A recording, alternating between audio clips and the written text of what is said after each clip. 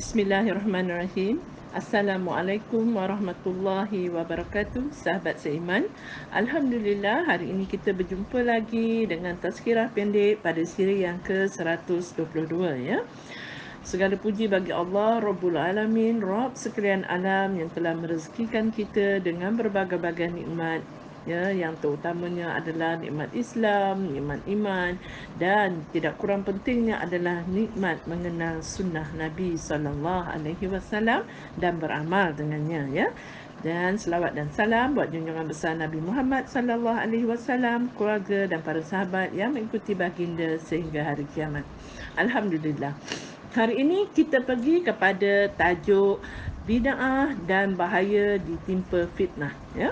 Allah Subhanahu Wa Taala berfirman, maka hendaklah orang-orang yang menyelisihi perintah Rasulullah takut akan ditimpa fitnah atau ditimpa azab yang pedih. Surah An-Nur ayat ke-63. Terhadap ayat ini ya, Abu Syamah rahimahullah, iaitu beliau ialah Abdul Rahman bin Ismail bin Ibrahim, dilahirkan di Damaskus, Syria pada tahun 596 Hijrah ya.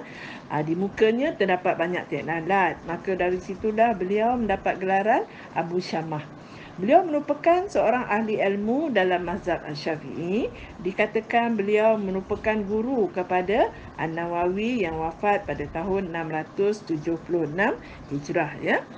Dan Abu Syamah rahimahullah ini sendiri wafat pada tahun 665 Hijrah. Beliau mengemukakan sebuah kisah daripada Muhammad bin Al-Dahhak, iaitu bahawa seorang lelaki datang menemui Imam Malik bin Anas lalu bertanya, dari manakah dimulakan ihram? Malik menjawab, daripada miqat-miqat yang ditentukan oleh Rasulullah sallallahu alaihi wasallam dan baginda sendiri memulakan ihram daripadanya. Lelaki itu bertanya, jika aku mulakan ihram daripada tempat yang lebih jauh daripadanya? Malik menjawab, aku tidak menemui hadis yang mensunahkan sedemikian. Lelaki itu bertanya, apakah kamu membenci yang sedemikian? Malik menjawab, aku membenci fitnah yang akan menimpa kamu.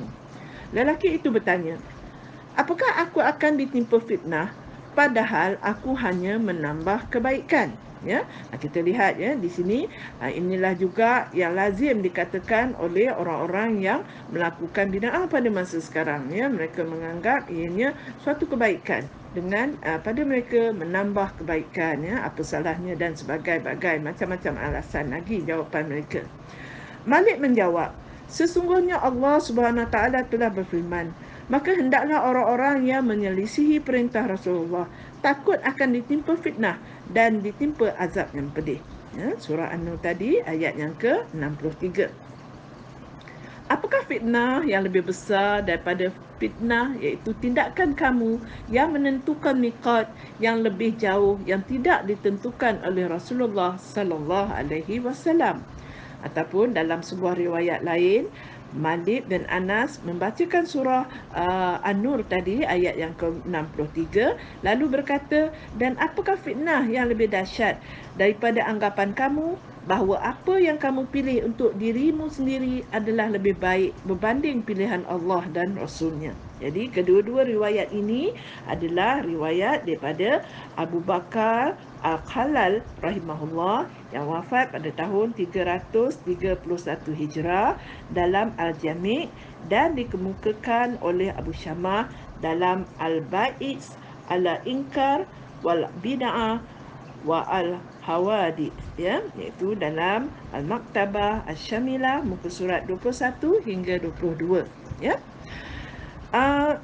Mengikut Ibnu Katsir rahimahullah, Ibnu Katsir ini wafat pada tahun 774 Hijrah.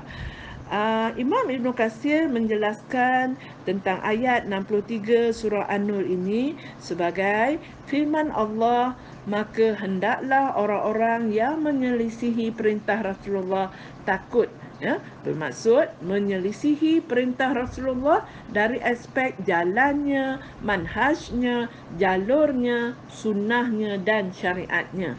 maka semua perkataan dan amalan ditimbang dengan perkataan dan amalan Rasulullah. Apa yang selari akan diterima dan apa yang menyelisihi akan ditolak, baik perkataannya maupun perbuatannya, siapa pun orang itu, ya.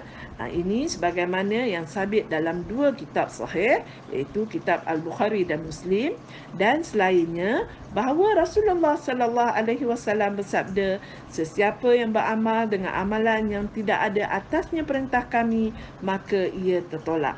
Ya, jadi dalam erti kata lain, hendaklah orang-orang yang menyelisihi syariat Rasulullah secara zahir dan batin berhati-hati dan takut akan ditimpa fitnah dalam hati mereka dalam bentuk kekufuran, kemunafikan dan bid'ah.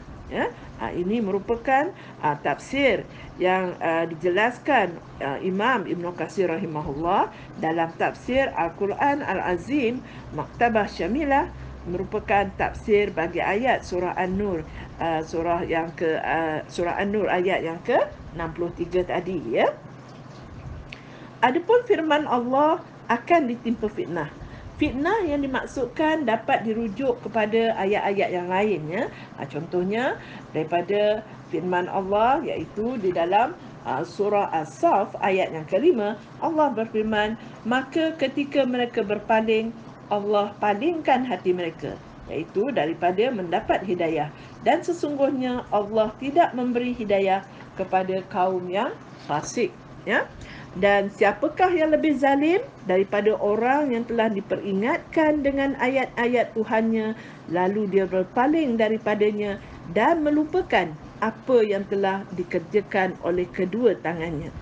Sesungguhnya disebabkan sikap tersebut, kami meletakkan tutupan ke atas hati mereka sehingga mereka tidak memahaminya, dan kami letakkan pula sumbatan di telinga mereka sehingga kamu menyeru mereka kepada petunjuk.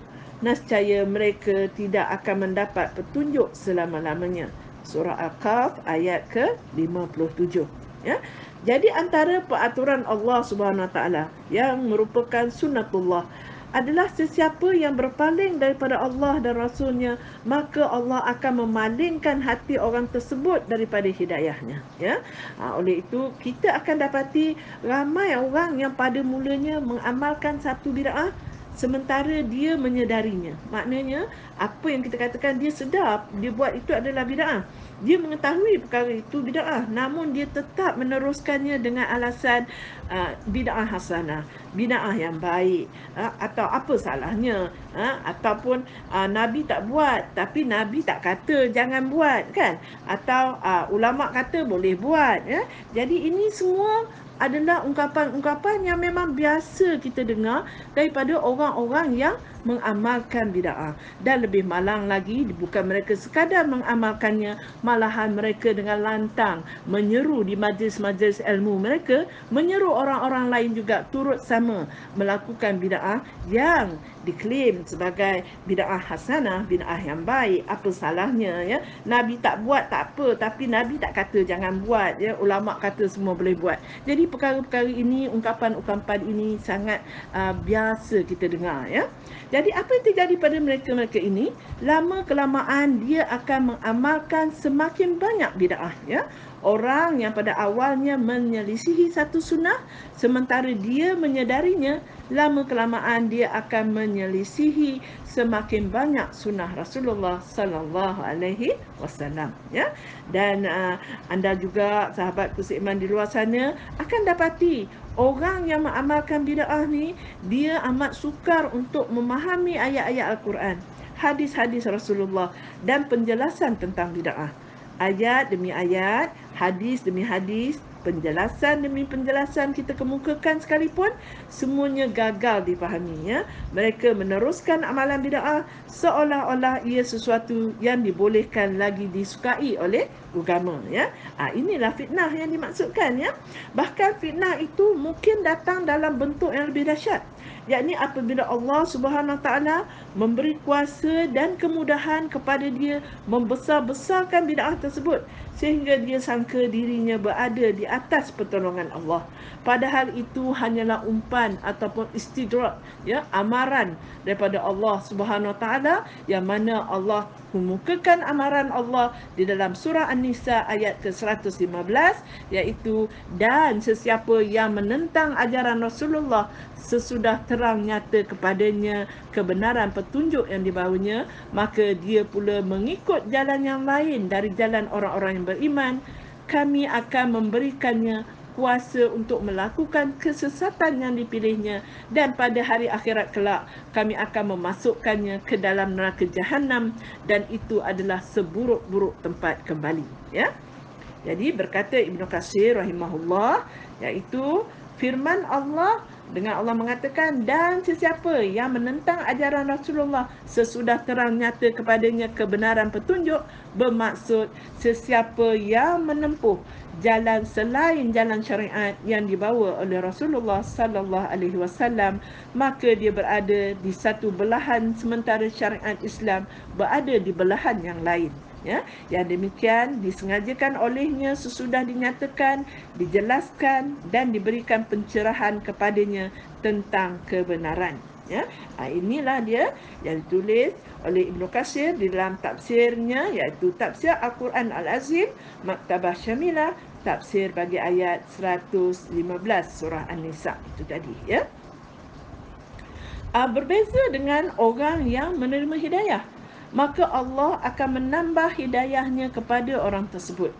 Oleh itu, sahabatku seiman akan mendapati bahawa orang yang pada mulanya menemui satu sunnah Rasulullah lalu dia mengamalkannya, Allah akan menunjukinya kepada lain-lain sunnah dan dia akan mengamalkan semakin banyak sunnah. Ya.